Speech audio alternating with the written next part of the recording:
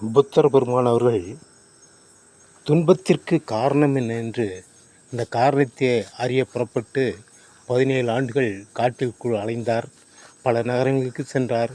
பல இடங்களில் சென்று எங்கு பார்த்தாலும் அவருக்கு உண்மை கிடைக்கவில்லை. எங்கு சென்றோம் அப்போது போகும்பொழுது ஒரு இடத்தில் ஒரு ஓடத்திலே செல்கிறார். அந்த ஓடத்திலே அண்ணன் தம்பி இருவர். தம்பி அந்த நாட்டின் புரட்சி குழுவில் ஒருவன். அவன் சொல்கிறான், இந்த நாட்டில் இவன் ஒளிந்தால்தான், இந்த கட்சி ஒளிந்தால்தான், எங்களுடைய கொள்கையுடைய கட்சி வந்தால்தான் நாட்டிற்கு நன்றது என்று சொல்லி கொண்டு வரும் பொழுது அப்பொழுதுதான் முதலில் புத்தர் ஒரு அரசியல் கருத்தை அங்கே பதிவிடுகிறார். வருகின்ற கட்சியோ ஆட்சியோ எந்த கொள்கை உடையதாகவும் இருக்கலாம், எந்த தத்துவம் உடையதாகவும் இருக்கலாம்.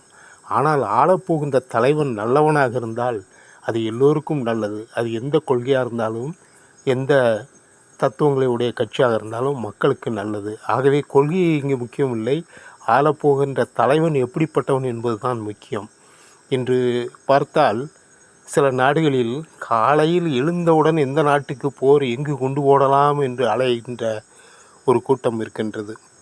அதேபோல் சில நாடுகளில் யாரை கொல்லலாம், எப்படி கொல்லலாம் என்று டெய்லி ஒரு 10-100 பேரை கொன்றால்தான் அவர்களுக்கு தூக்கம் வரும். இப்படிப்பட்ட தலைவர்கள் இருக்கும்பொழுது கொள்கையாவது மண்ணாங்கட்டியாவது. இன்னும் சில இடங்களில் இருக்கின்றார்கள், அந்த தலைவர்கள் எங்கு போனாலும் அங்கே ஒரு இறப்பு நடக்கும், ஒரு 10 பேராவது சாவாங்க. அப்படிப்பட்ட தலைவர்களும் இருக்கிறார்கள். அப்படி ராசி உள்ள ஒரு நல்ல தலைவர்களும் இருக்கிறார்கள். போகிற இடத்தில் ஏதாவது ஒரு துக்க நிகழ்ச்சி நடந்து கொண்டே இருக்கும். ஆகவே வருகின்ற கட்சிகள், ஆளுகின்ற கட்சிகள், அது எந்த தத்துவமோ எந்த கொள்கையோ உடையதாக இருந்தாலும் அந்த தலைவன் நல்லவனாக இருந்தால் அது இயற்கையாகவே அங்கு நல்லது நடக்கும், நல்ல செயல்கள் நடக்கும்.